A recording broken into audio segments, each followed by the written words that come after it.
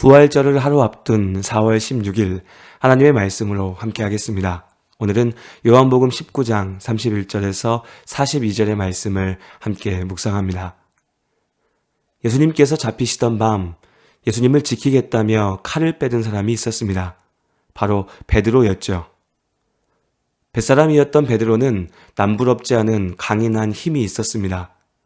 어지간한 일은 자신의 힘으로 이겨낼 수 있다는 확신이 있었죠. 그는 분명 용감한 사람이었습니다. 그러나 우리가 이미 살펴보았던 것처럼 그날 밤이 다 지나기도 전에 베드로가 의지했던 힘이 얼마나 무기력한 것인지 확인할 수 있었습니다. 그는 스스로 이길 수 있다는 자신이 있을 때에만 용감했습니다. 그러나 더 강한 힘, 도무지 이길 수 없는 상황에 부딪혔을 때 그의 용기는 연기와 같이 쉽게 흩어져 버리고 두려움에 떨어야 했습니다. 그저 몇몇 사람들이 너도 예수의 제자가 아니냐 물었을 뿐이지만 베드로는 예수를 모른다고 거듭 부인하였죠. 예수님께서는 이토록 약한 사람 베드로를 구하기 위해 십자가에서 죽으셨습니다. 예수님께서 죽으시던 날은 유월절을 준비하던 유월절 전날 낮이었습니다. 유월절은 유대인들에게 가장 중요한 절기였죠. 이 중요한 날 죄인들을 십자가에 매달아 둘 수는 없었습니다. 그 자체로 부정한 일이 되었으니까요. 십자가 형벌의 무서움은 가능한 오래 숨을 붙여놓으면서 끔찍한 고통을 겪도록 고안되었다는 것입니다. 인간의 육체가 경험할 수 있는 가장 큰 고통을 주면서도 쉽게 죽을 수도 없게 한 것입니다. 그렇기에 33세 청년이었던 예수님께서 십자가에 못 박혔다 해서 곧바로 돌아가실 것이라고 생각한 사람은 없었습니다. 유대인 종교 지도자들도 마찬가지였죠. 그래서 그들은 집행관에게 예수님을 비롯해서 십자가에 달려 있었던 사람들의 다리를 꺾어달라고 요청했습니다. 아직 살아있을 것이 분명한 예수를 빨리 죽여달라는 부탁이었죠. 실제로 예수님의 곁에 못 박혔던 죄인들은 그렇게 죽었습니다. 그러나 예수님의 다리를 꺾기 위해 다가선 군인들은 그가 이미 죽으신 것을 보고 의아해했습니다. 창으로 옆구리를 찔러 피와 물이 나오는 것을 확인한 후에야 예수님의 죽음을 확신할 수 있었죠. 요한은 이 모든 일들이 앞서 말씀하신 구약의 약속들을 이루신 것이라고 증언합니다. 당시 십자가형에 처해져 죽은 죄인들은 저주받은 자들을 던지는 공동묘지에 묻혔습니다. 그대로라면 예수님의 시신도 마찬가지로 처리될 상황이었죠. 이때 한 사람이 나섭니다. 아리마대 출신의 요셉이었습니다. 그는 사내들인 공회의 회원이었죠. 우리로 치면 국회의원 격으로 유대 사회의 지도층에 속한 사람이었습니다. 부와 권력을 가지고 있었죠. 그런 요셉이 예수님을 믿었습니다. 하지만 그는 용기가 없었습니다. 자신이 가진 것을 다 잃게 될까 두려웠죠. 사람들의 비난이 무서웠습니다. 그래서 예수님을 믿고 따랐으나 세상이 두려워 그림자 속에 머물러 있었던 겁쟁이 요셉이었습니다.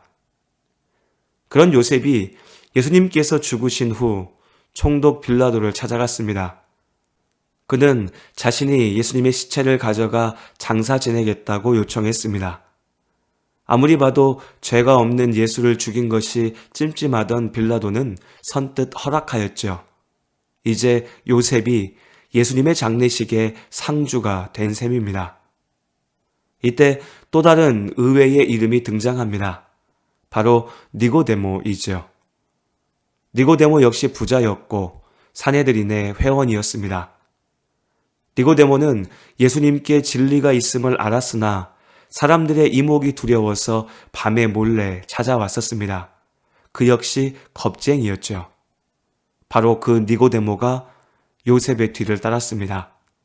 값비싼 장례 용품들을 정성스레 준비해 왔습니다. 죄인의 죽음이 아니라 왕의 죽음에 합당한 장례가 이루어졌죠.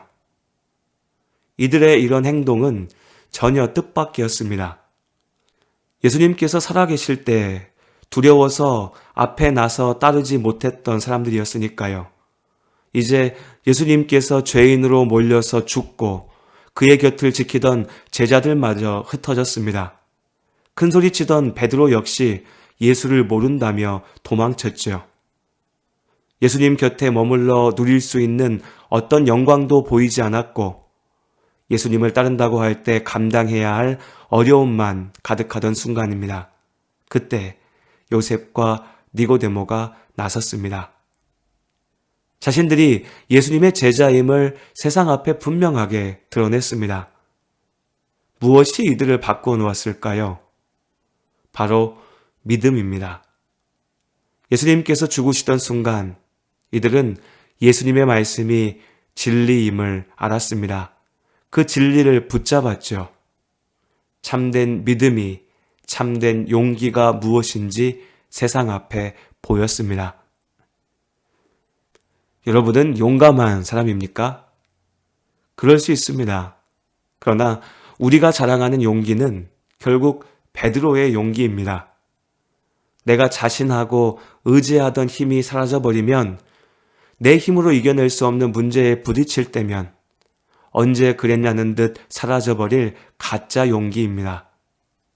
오직 복음의 진리를 믿음으로 붙잡을 때, 세상의 주인이신 하나님께만 의지할 때, 모든 상황 속에서도 흔들리지 않는 참된 용기를 얻을 수 있습니다.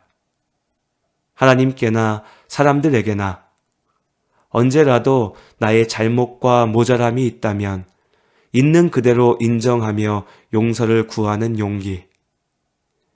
아무것도 보이지 않는 어둠 속에서라도 나와 함께 하시며 나를 지키시는 하나님을 믿고 믿음의 걸음을 내딛는 용기.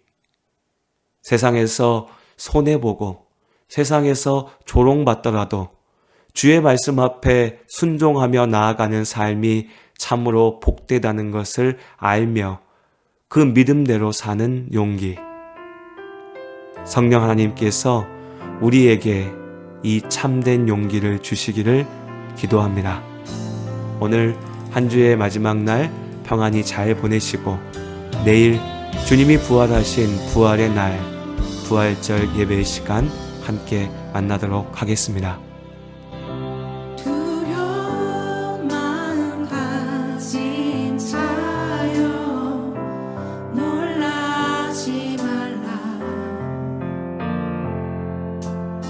주 너의 하나님 강한 손